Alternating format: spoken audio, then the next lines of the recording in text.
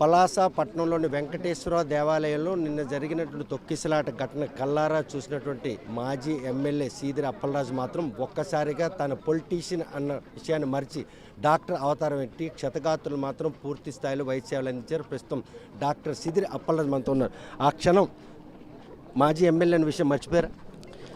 అంటే being a doctor అది నా వృత్తి, నాకు బేసికల్లీ అది అలవాటు కూడా.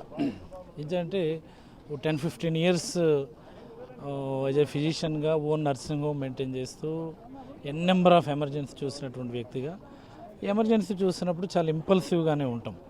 బేసికల్లీ దాని మీద చర్చ జరగడం నాకు ఇష్టం లేదు. ఎందుకంటే రాష్ట్ర వ్యాప్తంగా, దేశవ్యాప్తంగా, ప్రపంచవ్యాప్తంగా కొన్ని వేల లక్షల కోట్ల మంది డాక్టర్లు ప్రతిరోజు కొన్ని కోట్ల ప్రాణాలని అదే మాదిరి కాపాడుతూ ఉంటారు. అది అందుకనే డాక్టర్ కోర్సు వైద్య విద్య అన్నటువంటిది అంత పవిత్రమైనదిగా భావిస్తూ ఉంటాం. దానిపైన దయచేసి కానీ 5 ఏళ్ల పాటు ప్రజాక్షేత్రం నుండి వైద్యాన్ని పక్కన పెట్టే పరిణామం. పాలిటిక్స్లో ఉన్నప్పటికీ అది నా వృత్తి, అది నాకు అలవాటు. ఎటువంటి ఆవేదన మీరు మళ్ళీ సెట్స్కోప్ పట్టింది? నేను ఎప్పుడైనా మంత్రిగా ఉన్నప్పుడు కూడా ఎమర్జెన్సీ ఏదైనా హాస్పిటల్కి వెళ్ళి ఎమర్జెన్సీ చూస్తే వెంటనే స్టెప్ వేస్తాను, నా పని నేను చేస్తాను. నిన్న ఆర్బిలిటీ చూశారు కల్లారా, వాళ్ళు ప్రాణాలు పోవడం, మిగతా ప్రాణాలు కాపాడడం, ఒక డాక్టర్గా అక్కడ ఘటన ఏ విధంగా మీరు అంటే ఆవేదన? చాలా బాధాకరమైన సంఘటన.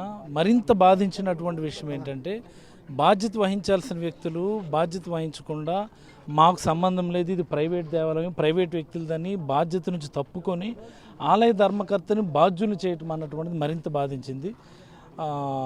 ఇది ప్రభుత్వం ఇలాంటి వ్యాఖ్యలు, ఇలాంటి పనులు చేయటం కరెక్ట్ కాదు. ఆలయ ధర్మకర్త ఈజ్ అన్ ఎల్డర్లీ మ్యాన్, ఆయన గౌరవించి ఆయన పైన పెట్టినటువంటి కేసుల్ని తక్షణమే ఉపసంహరించుకోవాలి. ఎందుచేతంటే తిరుమలలో తొక్కిసలాట అయితే టీటీడీ చైర్మన్ మీద కేసులు పెట్టలేదు కదా, బిఆర్ నాయుడు మీద కేసులు పెట్టలేదు కదా, సింహాచలంలో తొక్కిసలాట అయితే దాని చైర్మన్ అశోక్ గజపతిరాజు గారి మీద కేసులు పెట్టలేదు కదా. మరి ఇక్కడ ఏంటి నాకు అర్థం కాదు. మోరోవర్ ఆయన పోలీసులకు ఇన్ఫామ్ చేశారు, ముందు రోజు ఇన్ఫామ్ క్లియర్గా చెప్తున్నటువంటి మాట.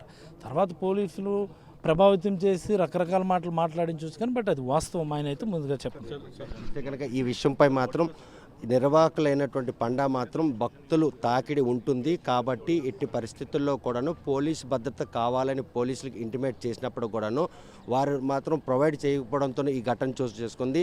సింహాచలం, తిరుపతి ఈ 2 ఘటనల్లో కూడాను ఎవరిని కూడాను బాధ్యతలు తేనటువంటి ఏదైతే రాష్ట్ర ప్రభుత్వం ఉందో ప్రస్తుతం పండాని బాధితుడిగా చేసి ఆయనపై కేసు నమోదు చేసిన విషయాన్ని మాత్రం డాక్టర్ సీదిరి అప్పలరాజు సీరియస్గా తీసుకున్నారు. నిన్న ఈ ఘటన జరిగిన తర్వాత తక్షణమే ఆ ఘటనా ప్రదేశానికి వెళ్ళి క్షతగాత్రులుగా ఉన్న వారికి మాత్రం తన ఎంతగానో అభిమానించినటువంటి, ప్రేమించినటువంటి వైద్య వృత్తిని మాత్రం 6 సేవల రూపంలో అందించడం జరిగింది. నిన్న జరిగినటువంటి ఘటన మాత్రం పలాస ప్రతిష్టను ఎంతగానో ఆవేదన గురి చేసింది. ఇటువంటి ఘటనలు పునరావృతం కాకుండా ఉండేందుకు ప్రభుత్వాలు చర్యలు చేపట్టాలి. చూస్తే కనుక వరుస ఘటనలు జరుగుతున్నా కూడాను ఆధ్యాత్మిక కేంద్రాల్లో పర్వదినాల్లో భక్తులు తాకిడి ఉన్నటువంటి దేవాలయాలకి ఈరోజు భద్రతా కల్పన లోపమే ఈరోజు పలాస వెంకటేశ్వర స్వామి ఆలయంలో జరిగిన తొక్కిసలాట ప్రధాన కారణం అని చెప్పేసి ఆయన మాత్రం స్పష్టం చేస్తాం. మరి ఈ విషయంలో ఇటువంటి ఘటనలు పునరావృతం కాకుండా ఉండేందుకు చర్యలు చేపడతారా లేదా అనే విషయం వేచి చూడాల్సిందే. వీడియో జర్నలిస్ట్ రామకృష్ణతో సత్యం, RTV శ్రీకాకుళం. చరిత్ర సృష్టించినోడు ఇప్పుడు ఆ చరిత్రని తిరగరాయబోతున్నాడు. అబద్ధాల గోడల్ని బద్దలు కొట్టి నిజాలను రాగా మీ ముందుంచబోతున్నాడు. నిజమైన వార్తల కోసం వెంటనే డౌన్లోడ్ చేసుకోండి రా యాప్ని.